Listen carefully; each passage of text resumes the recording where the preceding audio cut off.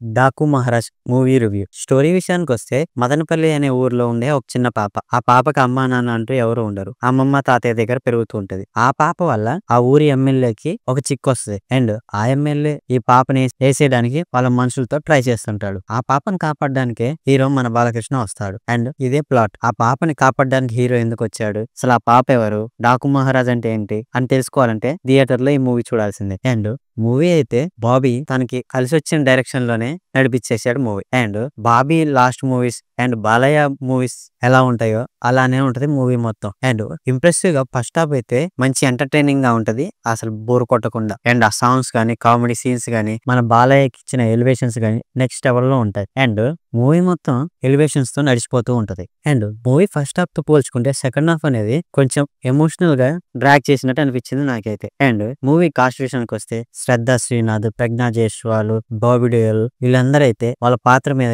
బాగా చేశారు. And తమనిచ్చే music songs ఎలా ఉన్నా కానీ బ్యాక్గ్రౌండ్ మ్యూజిక్ అయితే హైలైట్ అని చెప్పి. అండ్ బ్యాక్గ్రౌండ్ మ్యూజిక్ అయితే ఎలివేషన్స్ అదరగొట్టేశాడు తమన్. అండ్ దబిడి దిబిడి అనే సాంగ్ అయితే స్టెప్స్ కి నెగిటివ్ గా ట్రోల్స్ అయితే జరిగాయి సోషల్ మీడియాలో. కానీ మూవీలో ఊర్వశిరావు కూడా వన్ ఆఫ్ ద క్యారెక్టర్ గా నిలిచింది. అండ్ ఆ క్యారెక్టర్ చూసాకైతే స్టెప్స్ ఓకే అనిపించేసాయి. అండ్ బాలయ్య విషయానికి వస్తే బాలయ్య అయితే యాజ్ ఇట్ ఈస్ తన రోల్ అయితే అదరగొట్టేశాడని చెప్పుకోవాలి. అండ్ ఆ ఓల్డ్ గెటప్ లో గానీ, న్యూ గెటప్ లో గానీ ఒక్కొక్క వేరియేషన్ లో అదరగొట్టేశాడు. అండ్ యాక్షన్ సీన్స్ లో అయితే నెక్స్ట్ లెవెల్ లో చేశాడని చెప్పుకోవాలి. బాలయ్య తన స్టైలిష్ లుక్ తో అదరగొట్టాడు. అండ్ ఈ మూవీలో పాజిటివ్స్ వచ్చేసి ఫస్ట్ తమన్ అయితే తన బ్యాక్గ్రౌండ్ స్కోర్స్ అదరగొట్టేశాడు. అండ్ బాలయ్య అయితే ఫస్ట్ హాఫ్ లో ఎలివేషన్స్ లో అయితే నెక్స్ట్ లెవెల్ లో నటించాడని చెప్పుకోవాలి. అండ్ సినిమాటోగ్రఫీ అయితే బాగుంది. ప్రీవియస్ బాలయ్య మూవీస్ తో పోలిస్తే ఈ మూవీలో చాలా కొత్తగా అనిపించాడని చెప్పుకోవాలి బాలయ్య అయితే. అండ్ విజువల్స్ కూడా నెక్స్ట్ లెవెల్ లోనే ఉన్నాయి. అండ్ బాబీ అయితే తన డైరెక్షన్ మేరకి బానే చేశాడు, ఓకే అనిపించేశాడు మూవీ అయితే. లాస్ట్ టైం సంక్రాంతికి వచ్చి